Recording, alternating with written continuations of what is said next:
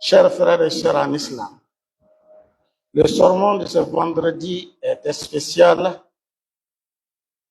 car dans quelques jours de ce mois-ci, les Ivoiriens auront aux élections présidentielles.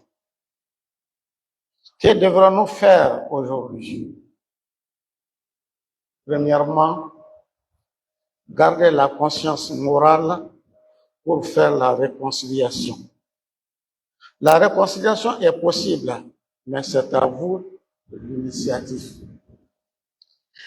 Il y a les valeurs morales, ce sont elles qui conditionnent les hommes. L'homme n'est pas seulement celui qui crée, mais dont l'œuvre contribue à fonder la communauté humaine, c'est-à-dire un peuple, une tribu, une république et des partis politiques. Un fondement ne saurait être critère de supériorité. Il n'est en quelque sorte qu'une volonté, une orientation, un besoin pour la démocratie. Une démocratie où il est entendu que tous les citoyens naissent libres et égaux. Les Ivoiriens doivent être sur le même pied d'égalité dans le fait et dans les esprits, et cela va avec la morale islamique. Car le Saint-Coran nous dit Ya ayyuhan nas, inna khalaqnakum min dhakarin wa unsa waja'alnakum shu'uban wa qaba'ila lita'arafu inna akramakum indallahi atqakum inna Allaha alimun khabir. Oh vous les humains, nous vous avons créés à partir du mâle et de la femelle.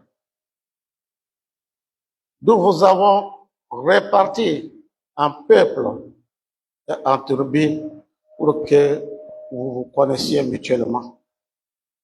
Pour Allah, les plus honorables, c'est-à-dire les supérieurs parmi vous, sont les plus pieux.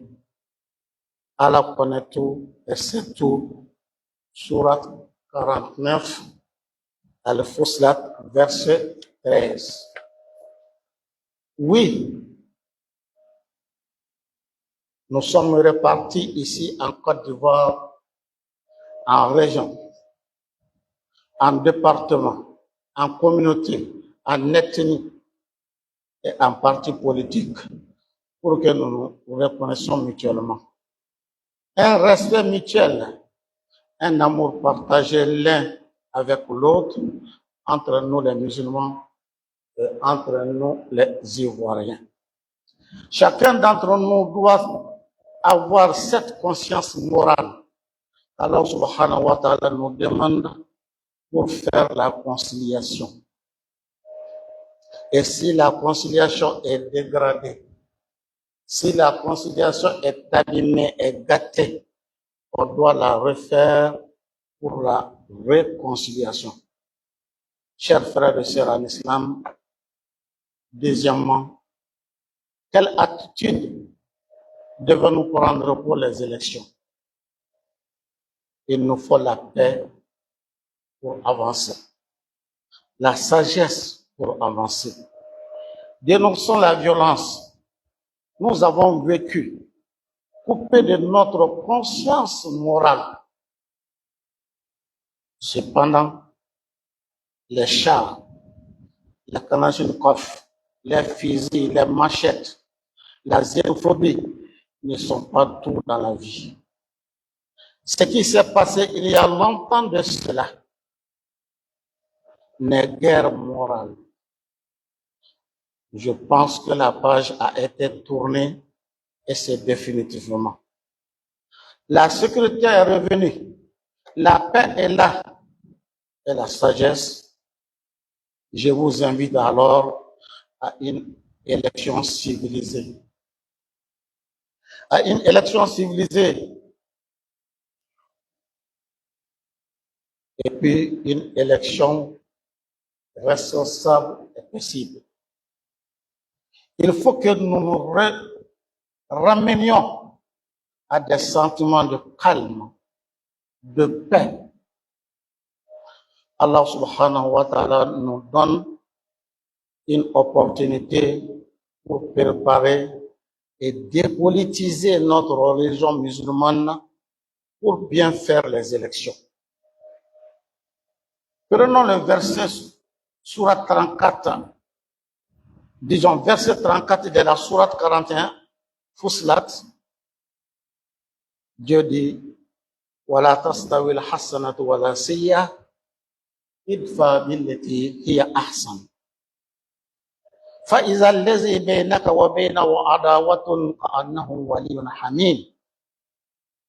Jamais le bien et le mal ne seront pareils.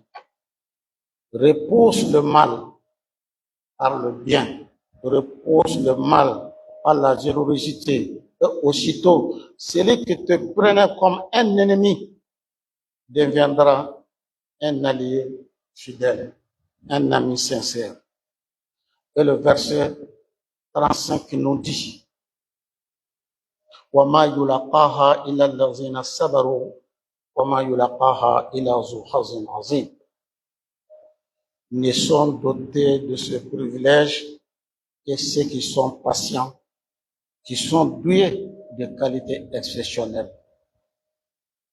Chers frères et sœurs en islam, voilà le verset coranique qui condamne la xénophobie, la haine, la violence, et qui redonne le respect de l'amour, le respect de l'autre, l'amour et la paix. Oh Dieu, Ya Allah, ne fais dévier nos cœurs, pardonne-nous et accorde-nous ta grâce. Chers frères et sœurs, implorons le pardon d'Allah, car il est pardonneur